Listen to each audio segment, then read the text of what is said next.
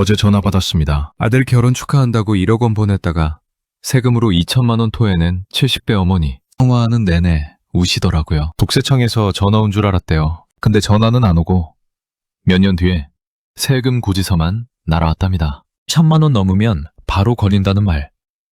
다 거짓말입니다. 잠깐만요.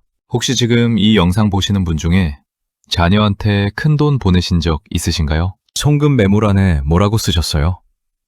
아니면 그냥 비워두셨나요? 그럼 위험합니다. 저는 20년 넘게 가족 자산 흐름을 현장에서 관리해온 생활재무상담가입니다. 제가 오늘 말씀드릴 건 겁주려는 게 아니에요. 지금부터 딱 3가지만 바꾸면 나중에 억울한 세금 한 푼도 안 낼 수 있습니다. 실제로 제가 상담했던 분들, 이 방법 쓰고 나서 조사받았는데도 문제없이 넘어가신 분들 엄청 많아요. 자, 그럼 시작합니다. 오늘 끝까지 들으시면요.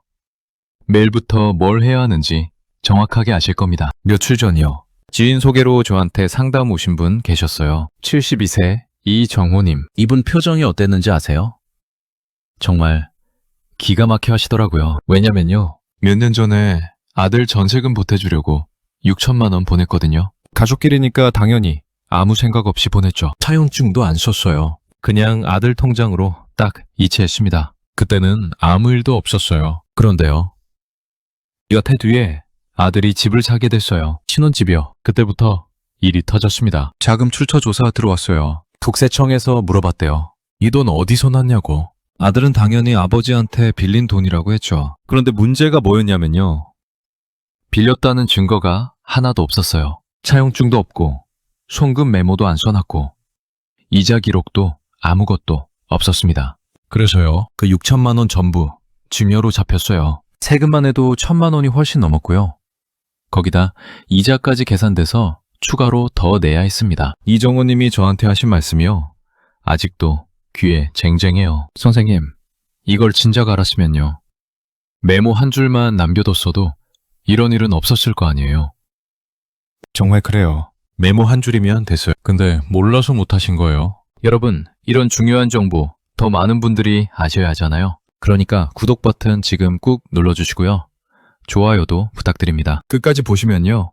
왜 지금 당장 습관을 바꿔야 하는지 100% 이해되실 겁니다. 그럼 이제 본격적으로 들어갑니다. 왜 이런 일이 생기는지, 언제 문제가 터지는지 하나씩 차근차근 알려드릴게요. 자, 그럼요. 언제 문제가 되는지 정확하게 알아야겠죠? 제가 20년 동안 현장에서 본 거 중에서요. 가장 많이 터지는 상황 5가지만 딱 정리해 드릴게요. 첫 번째, 부모님이 돌아가셨을 때 핵심은 상속입니다. 상속이 시작되면요. 국세청에서 뭘 하는지 아세요? 돌아가신 분 통장하고 자녀들 통장을 싹 다 뒤져봅니다. 그것도 최대 10년치까지요. 10년이에요, 10년. 국내 세무 연구 자료에도 나와 있어요. 상속 전에 자금 이동한 거. 이게 가장 큰 세금 추징 사유래요. 실제 사례 하나 보시죠. 68세 박상훈님. 이분은 7년 전에 딸한테 4천만 원 보냈어요. 딸이 어려울 때 도와주신 거죠. 그런데요. 나중에 본인이 돌아가시고 나서 상속 절차 밟을 때 그 4천만 원이 증여로 판단됐어요. 그래서 상속 재산에 다시 포함됐습니다. 딸이 세금을 더 내야 했어요. 그러니까요. 지금부터라도 돈 보낼 때는 반드시 기록을 남기셔야 합니다. 이게 정답이에요. 주의하실 점은요. 나중에 기억으로 설명하려고 하면 거의 인정 안 된다는 겁니다. 기억은 증거가 아니거든요. 잠깐 여쭤볼게요. 혹시 여러분 예전에 자녀한테 큰 돈 보내신 적 있으신가요? 메모는 남겨두셨나요? 두 번째, 자녀가 집을 살 때 자녀가 소득에 비해서 큰 집을 사면요. 당연히 의심받죠. 자금 출처 조사 들어옵니다. 국세청 내부 자료에도 나와 있어요. 부동산 취득할 때 부모 자금이 들어왔는지 이게 가장 먼저 확인하는 항목이래요. 실제 케이스 보시죠. 41세 김도현 씨. 신혼집 전세금 중에서 부모님한테 받은 1억 원 때문에 조사받았어요. 미리 증여 신고가 안 돼 있었거든요. 결국 상당 부분이 증여로 재분류됐습니다. 세금 엄청 나왔어요. 그러니까 집 관련된 자금은요. 반드시 사전에 정리를 해야 합니다. 이게 진짜 중요해요. 질문 하나 드릴게요. 여러분 자녀분들 만약에 집 살 때 자금 설명 제대로 할 수 있을까요? 증거 있으신가요? 세 번째, 고액 현금 입출금. 여러분, 이거 정말 중요한데요. 현금 1,000만 원 이상 입출금하면요.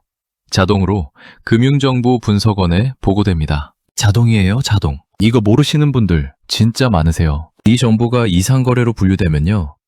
국세청 조사로 바로 이어질 수 있어요. 71세 오영자님 경우 보시죠. 손주 용돈을 현금으로 계속 모아서 주셨대요. 이뻐서요. 그런데 그게 나중에 이 기록 때문에 조사 대상이 됐습니다. 완전히 뭐냐면요. 오히려 계좌이체가 더 안전한 경우도 많아요. 왜냐면 기록이 남으니까요. 잠깐만요.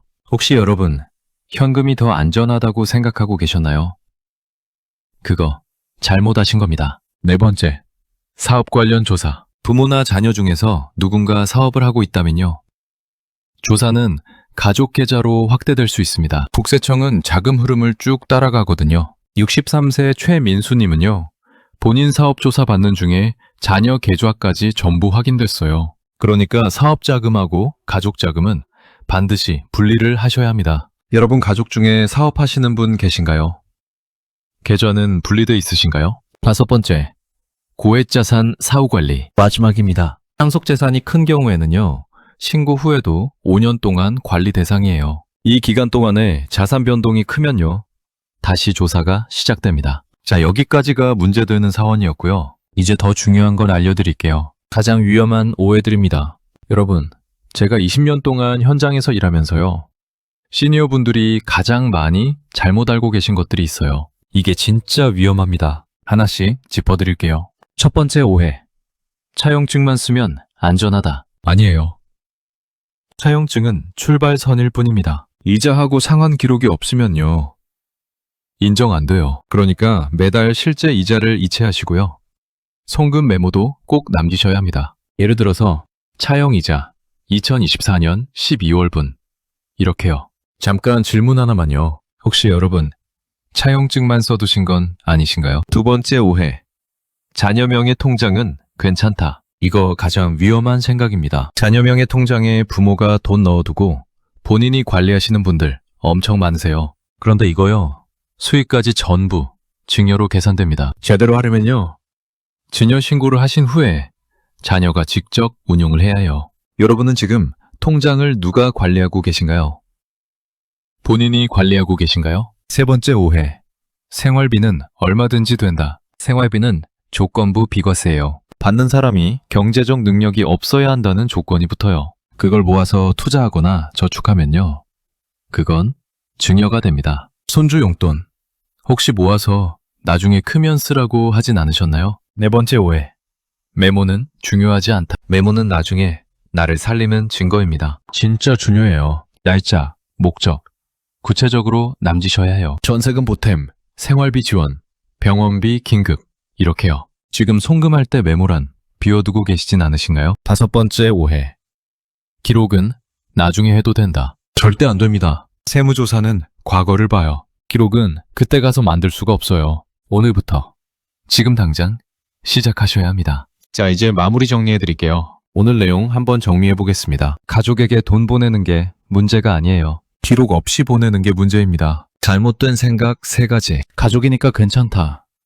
기억하면 된다. 차용증만 있으면 된다. 이거 전부 틀렸어요. 올바른 방법은요. 메모 남기고 증빙 보관하고 빌려줄 때는 실제 이자 기록을 남기는 겁니다. 오늘 당장 할 수 있는 한 가지만 알려드릴게요. 다음 송금부터 메모를 구체적으로 남기세요. 이게 첫걸음입니다. 다음 영상에서는요. 증여 신고 직접 하면 얼마나 쉬운지 시니어 기준으로 하나하나 다 알려드리겠습니다. 오늘 내용 도움이 되셨나요? 여러분 생각이나 경험을 댓글로 남겨주세요. 혹시 비슷한 경험 있으신 분 계신가요? 구독과 좋아요 눌러주시면요. 다음에 더 좋은 정보로 찾아뵙겠습니다. 감사합니다.